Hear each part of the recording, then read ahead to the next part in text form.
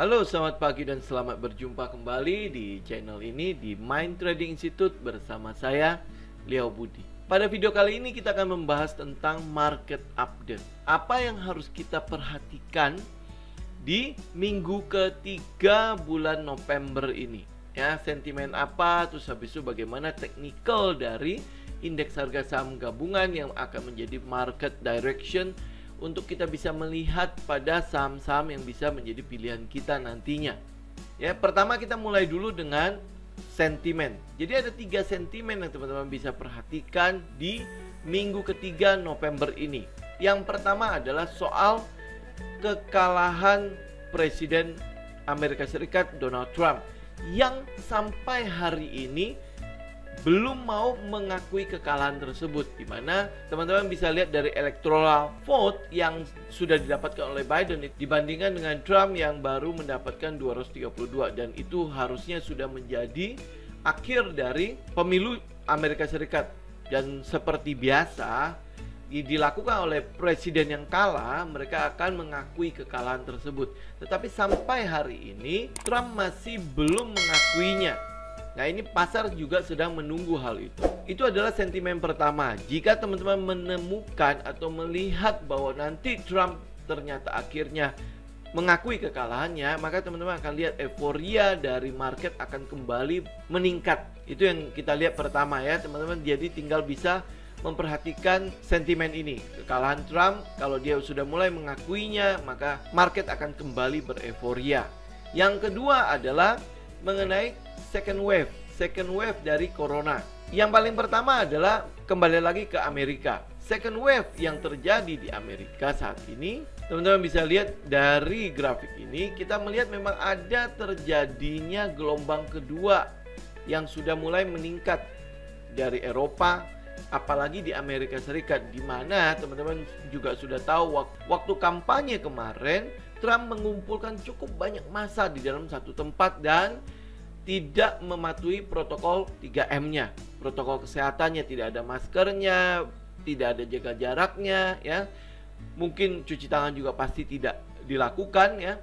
Karena Trump sendiri tidak percaya dengan corona. Walaupun dia sendiri sudah kena ya. Kita melihat bahwa dia tidak peduli sama sekali dengan kondisi tersebut. Dia masih mengumpulkan begitu besar kerumunan di dalam kampanye-kampanye mereka. Jadi sangat wajar kalau terjadi lonjakan pada kasus corona di Amerika Serikat saat ini. Ya, apalagi sekarang di mana dia mungkin udah pasti kalah dengan Joe Biden.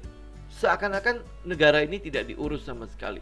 Masalah sangat besar ini tidak diurus sama sekali. Bahkan Joe Biden tidak diberikan akses untuk transisi pemerintahan ini. Dan bukan cuma di Amerika Serikat saja, teman-teman juga bisa lihat di benua Eropa terjadi yang namanya second wave. Termasuk di Indonesia. Setelah libur panjang kemarin, kita memang melihat bahwa mulai terjadi lonjakan kasus di Indonesia. Jadi teman-teman lihat ya, pada saat beberapa minggu yang lalu, mungkin di akhir Oktober, kita melihat memang ada kasus yang sudah menurun dan sekarang sudah pelan-pelan melonjak kembali. Jadi apakah ini akan menjadi second wave untuk Indonesia? Ya, active case-nya sudah sempat menurun dan ini mulai terjadi lonjakan kembali. Ini yang teman-teman juga mesti perhatikan, karena sentimen ini sangat mungkin dipakai oleh pasar untuk koreksi, untuk taking profit.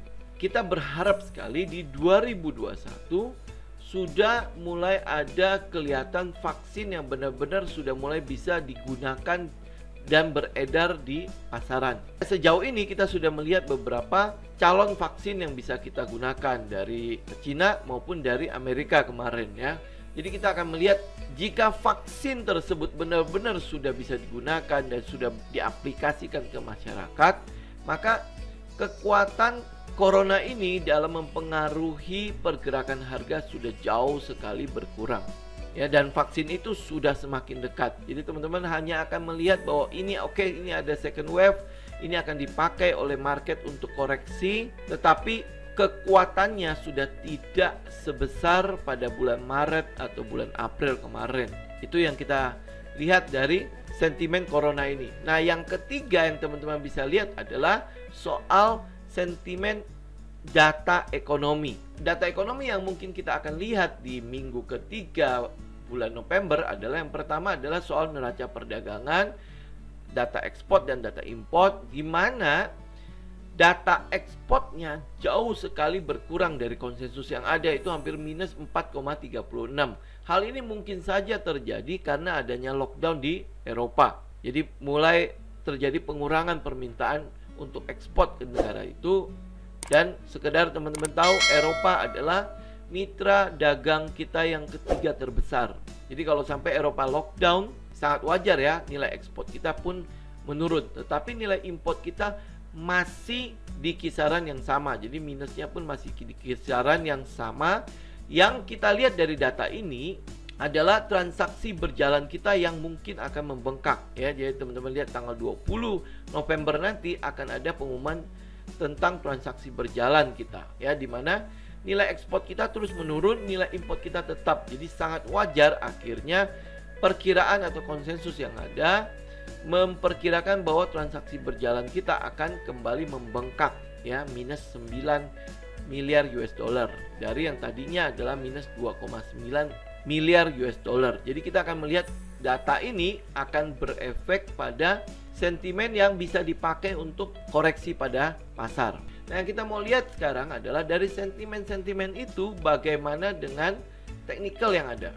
Nah, teknikal yang ada sekedar kalau teman-teman lihat ya, sentimen yang ada di luar yang masih belum menunjukkan adanya dukungan untuk pergerakan indeks, maka kita akan melihat bahwa indeks cenderung memang akan koreksi dulu ya. Ini koreksi yang kita bilang koreksi yang sehat sembari menunggu sentimen yang bagus. Pertama yang ditunggu oleh pasar adalah bagaimana Trump mengakui kekalahannya, itu yang pertama. Kedua adalah soal vaksin, itu udah pasti. Yang ketiga adalah data ekonomi yang membaik. Nah, secara teknikal hal itu tercermin sekali dari katalis atau sentimen yang ada. Kita melihat memang ada peluang indeks harga saham gabungan untuk koreksi sampai ke arah supportnya. Ini adalah area resisten yang tadinya sudah ditembus oleh pasar pada saat ada berita tentang vaksin yang 90% efektif itu. Kemudian sekarang ada terjadi koreksi di sana. Sangat wajar ya, karena pasar sudah bergerak sejauh ini dari sini sampai ke sana, dari kemenangan Joe Biden sampai ke vaksin. Jadi euforia pasar cukup tinggi. Kalau ada koreksi yang terjadi adalah hal yang wajar. Kedua adalah melihat sentimen dan katalis yang ada, koreksinya pun menjadi wajar ya. Kita melihat koreksi ini cukup wajar, terutama untuk menutupi gap yang ada. Secara psikologi, dengan adanya gap up yang ada, pasar cenderung akan melihat bahwa mereka perlu menutup gap itu. Itu psikologi pasar yang ada ya. Walaupun sebenarnya gap belum tentu harus ditutupi saat itu ya, tetapi secara psikologi pasar kelihatannya akan cenderung bergerak untuk menutupi gap itu dulu sebelum kembali naik. Jadi itu yang kita lihat dari indeks harga saham gabungan. Dia akan cenderung untuk koreksi dulu ke arah support yang ada di 5.350 sampai 5.385. Itu adalah area resisten yang pernah ditembus oleh indeks dan sekarang menjadi area support yang akan diuji kembali atau di retest kembali oleh indeks harga saham gabungan. Nah, kalau melihat indeks harga saham gabungan seperti itu, apa yang harus kita lakukan dengan saham-saham kita?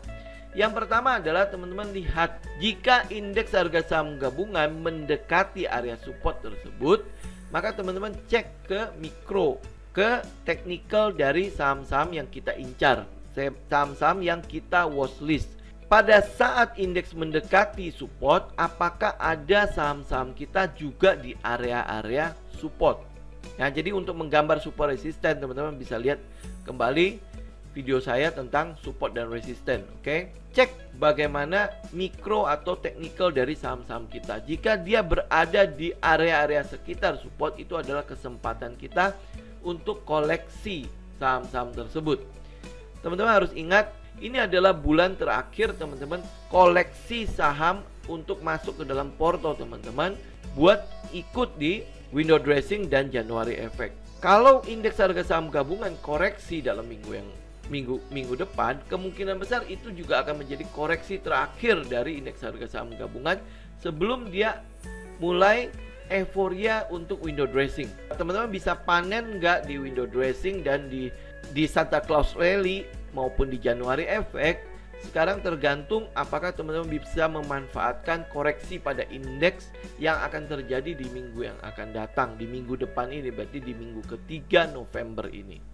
Oke, nah saham-saham sektor apa yang bisa kita perhatikan untuk kita koleksi, terutama untuk tren di 2021-nya. Yang pertama adalah soal CPO, sektor CPO. Dari harga CPO sendiri itu adalah all time high yang ada. Jadi kalau udah all time high harga CPO, berarti sky is the limit. Kalau harga komoditi CPO itu sudah all time high, kita bisa korelasikan dengan fundamental dari perusahaan-perusahaan yang bergerak di bidang CPO. Sudah pasti akan lebih baik karena harga jualnya lebih tinggi, operasionalnya tetap. Kedua adalah soal La Nina di tahun 2021. Jadi harga ini masih akan cenderung naik karena ada musim La Nina di mana musim hujan jauh lebih tinggi di 2021. Itu akan mempengaruhi stok, akan mempengaruhi panen dari CPO di tahun yang akan datang. Jadi 2021 teman-teman akan lihat tren CPO akan masih cukup kuat untuk